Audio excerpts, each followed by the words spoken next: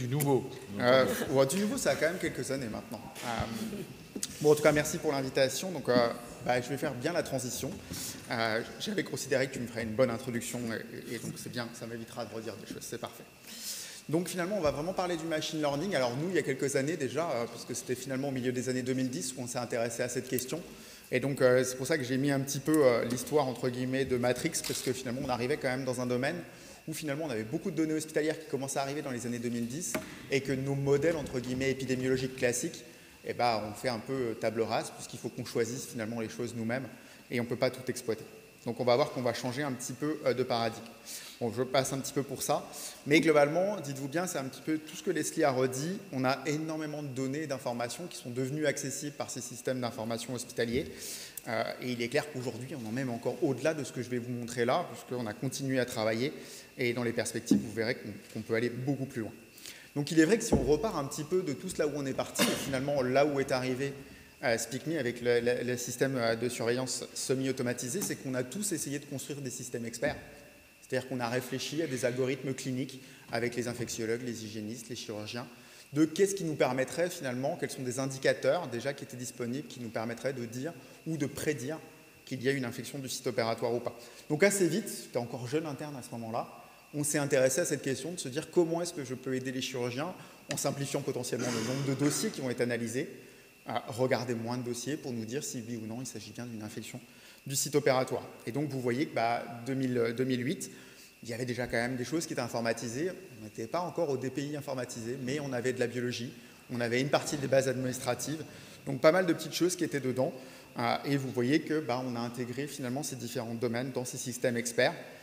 Derrière, vous voyez, ça nous donnait un algorithme clinique qui ressemblait un petit peu à ça, où vous voyez que on regardait si on avait finalement une inflammation avec la CRP, les polynucléaires. Est-ce que c'était supérieur ou pas à des seuils qu'on se fixe, qu'on a beaucoup varié dans le temps? Est-ce qu'il y avait des prélèvements?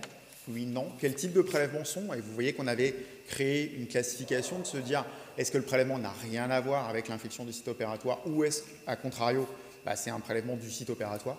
Donc on a essayé de classer les choses. Et vous voyez qu'on a essayé de classer aussi les micro-organismes qui étaient mis en évidence en fixant une sorte de risque. Si c'est un micro-organisme qu'on ne voit jamais dans les infections du site opératoire, on ne peut pas dire que le risque est nul, mais il est peut-être plutôt faible que d'autres. Si c'était un Staph aureus, par exemple, dans de la chirurgie ortho, le risque, malheureusement, est fort. Voilà un petit peu ce qu'on s'était amusé à construire, qui fonctionnait plutôt pas mal. On a fonctionné pendant de nombreuses années. Alors, vous voyez, avec la sélection, finalement, c'était ISO réseau à ce moment-là.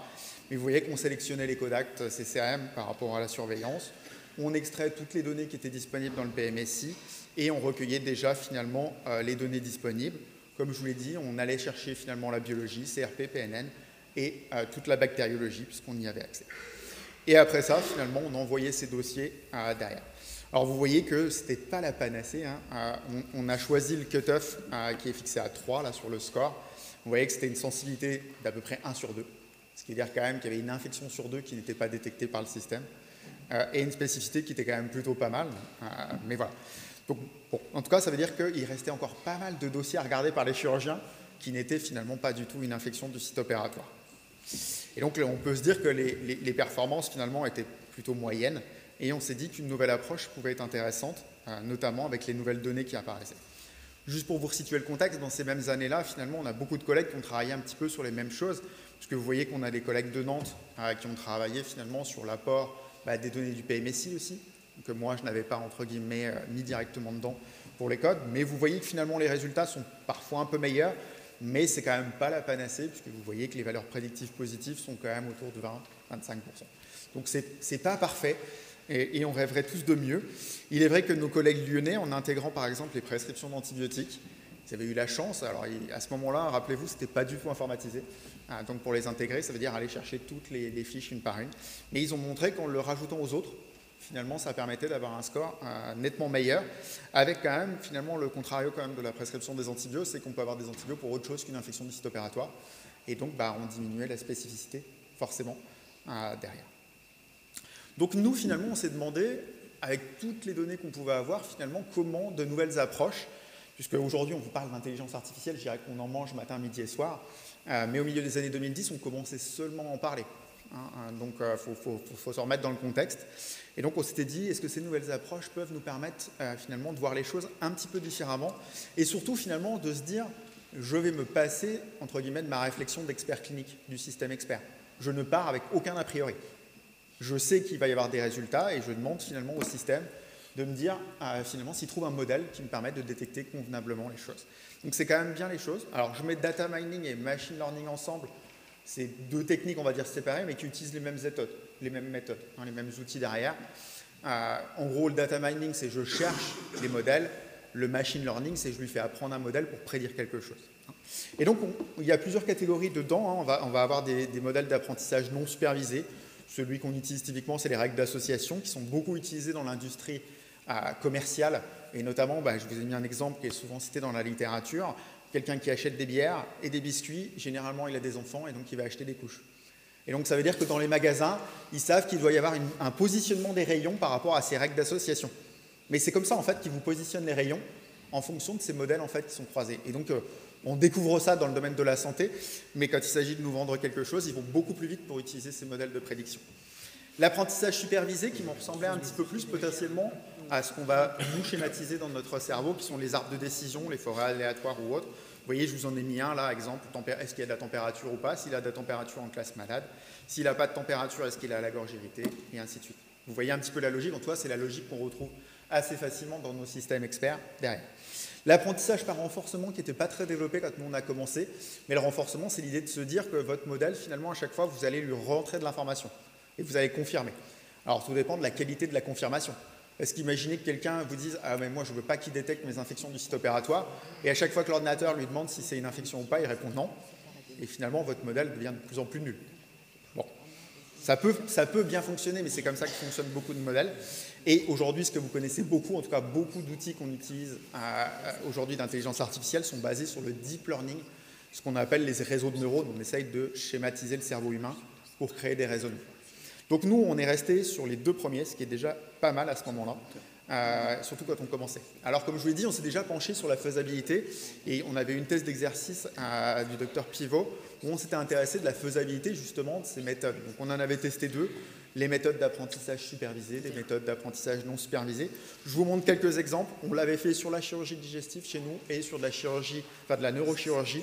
On voit une chirurgie plutôt sale, une chirurgie plutôt propre, on va dire ça comme ça, pour essayer de voir un petit peu. Alors vous voyez, je vous ai mis sur la gauche, alors je pense que vous ne le voyez pas très bien vu quand je regardais tout à l'heure, mais vous voyez qu'on a des règles d'association qui peuvent nous dire, dans mon modèle, la présence d'un iléus paralytique, par exemple, va être systématiquement associée à une ISO. En tout cas, il y a une très forte probabilité. Alors, la résonance clinique qu'il y a derrière, ne cherchez pas. Hein. Le modèle nous fait des liaisons qui sont comme ça. Ou le fait qu'on ait un germe qui soit isolé plus un prélèvement au niveau du site opératoire va être associé à une infection du site opératoire. Voilà un petit peu ces règles d'association. Ça consomme énormément de puissance informatique, parce que globalement, juste pour vous donner une idée, quand on faisait tourner ces règles-là pour rechercher des règles de 2, il nous fallait à peu près 48 heures pour laisser tourner le modèle. Aujourd'hui, avec la même chose, il nous faut 5 minutes. Comme quoi l'informatique a bien progressé. Mais c'est juste pour vous donner une idée quand même de la puissance informatique qu'il faut derrière tout ça. Vous voyez, je vous ai mis aussi des autres exemples finalement d'arbres de décision. Et donc là, vous voyez, il y a les classements ISO finalement qui se font et vous retrouvez la fistule vaginocolique. On retrouve une infection de l'acte. Donc ça veut dire qu'on a des codes entre guillemets SIM10 qui dans le dossier nous indiquent tout ça. Donc là, c'est vrai qu'on a commencé à introduire tout ce que je vous ai dit tout à l'heure, mais on a introduit en plus tous les codes CCAM, les réhospitalisations, toute la biologie qu'on disposait en termes de microbiologie, enfin bactériologie surtout, et autres. Donc vous voyez qu'on a inclus quand même beaucoup plus de choses et on est passé quand même au modèle à plus de 800 variables, ce qui commence à être pas mal. Et vous voyez que ça nous donnait des choses, et ce n'était pas le but, on n'a pas fait, comme je vous l'ai dit, du machine learning là, mais vous voyez qu'on nous dit qu'en précision, on gagne quand même des choses, on passe à quelque chose qui a 90% avec, vous voyez, entre 5 et 8% d'erreur. Donc on s'est dit, finalement, banco, ça a l'air de marcher, bon, pourquoi pas le faire à plus grande échelle. Et donc, on a eu un travail de master donc, du docteur Julie Lison qui s'est intéressé à ça. Et là, toujours, on a utilisé la surveillance finalement ISO-raisin, je vais y arriver, à ce moment-là. Et donc, vous voyez qu'on a surveillé pendant presque 9 mois. On a recueilli tous nos patients et on a recueilli toutes les données finalement des réhospitalisations avec les codes SIM10 associés, les codes CCAM et ainsi de suite. Et donc, on a utilisé des méthodes d'apprentissage supervisées cette fois-ci. Et donc, on en a comparé deux, une méthode aléatoire qui sont des forêts aléatoires, En gros, on ajoute une randomisation avec un choix au hasard des variables qu'on introduit dans la construction des arbres, versus un autre modèle adaptatif qui s'appelle AdaBoost, où le modèle finalement adapte et pondère chacune des variables pour arriver finalement à une probabilité. De la même manière, finalement, que Leslie vous l'a dit tout à l'heure, on a découpé notre échantillon en deux, une partie d'apprentissage, où on a mis 70%, et une partie de validation, 30%. Alors vous voyez quand même que là, on franchit encore une étape, puisque finalement, on arrive à quasiment 2500 variables. Donc en épidémiologie classique, bonne chance. En tout cas, le petit p, si vous voulez le corriger avec tous les tests derrière, bonne chance. Donc là, on passe carrément quand même dans un autre domaine de réflexion. Donc finalement, 3000 variables, 3900 patients, 10 services de chirurgie impliqués. Bon, vous voyez, je vous ai donné un petit peu les caractéristiques. Je vous ai donné le taux d'infection du site opératoire min et max. Et donc là, vous voyez que le max sur ce domaine-là était la chirurgie thoracique avec à peu près 13% d'infection et la chirurgie gynéco-obstétrique avec un petit peu moins de 0,5. Donc voilà un petit peu pour le donné de base. Tout ça forcément est validé, vous vous doutez bien, avec le gold standard, avec donc une révision de toutes ces interventions avec le chirurgien pour valider ou pas si on a bien une infection du site opératoire. Donc 192 infections au total détectées sur ces 3900 patients. Alors si on regarde un petit peu les performances du modèle, je vous ai mis le système expert, on l'a remis à côté pour information, et finalement on a été surpris, puisqu'il y a des années finalement vous voyez qu'on était à 50%, et puis là finalement alors qu'on l'a généralisé encore plus de spécialités en regardant, eh ben, on est largement au-delà des 50% de sensibilité, on est passé à 67, plus des 2/3. Donc comme quoi, ça peut être très variable. Et en fait, il y a eu une explication assez plausible, en tout cas qu'on a retrouvée très rapidement, c'est que finalement, par rapport aux premiers travaux qu'on a mis, les chirurgiens ont très vite compris que le fait de prélever permettait de sensibiliser le domaine et donc d'améliorer finalement la sélection des dossiers. Et bien en fait, toutes les équipes se sont mises à prélever quasi systématiquement. Et donc, ce qui veut dire que finalement, on a de plus en plus de prélèvements microbiologiques positifs lorsqu'il y a une infection du site opératoire. Donc ça a amélioré un petit peu notre système. Bon, il ne reste pas parfait, vous voyez que la valeur prédictive positive de notre modèle est quand même à peine de 30%, un petit peu plus de 30%. Par contre, si on regarde nos deux autres modèles, Forêt aléatoire ou AdaBoost, vous voyez que cette fois-ci, on gagne quand même pas mal, que ce soit, vous voyez, en sensibilité, que ce soit en spécificité, où on s'améliore un petit peu, mais surtout les valeurs prédictives finalement positives doublent. Donc ce qui veut dire qu'on sélectionne mieux les dossiers finalement qu'on apporte aux chirurgiens pour la confirmation, et en plus on a gagné en valeurs prédictives négatives. Ce qui veut dire que finalement, ce qu'on élimine, on est quasiment sûr de l'éliminer pour une bonne raison. Donc ça, c'est quand même plutôt positif.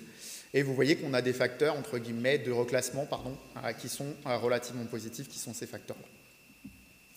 Alors juste quand même, et on avait choisi ces modèles pour une bonne raison, c'est qu'ils ne sont pas complètement une boîte noire. Parce que vous savez qu'aujourd'hui, le problème de l'intelligence artificielle, c'est qu'on vous le dit, il y a une entrée, la demande que vous faites, une sortie, la réponse. Ce qui se passe entre les deux, c'est la boîte noire.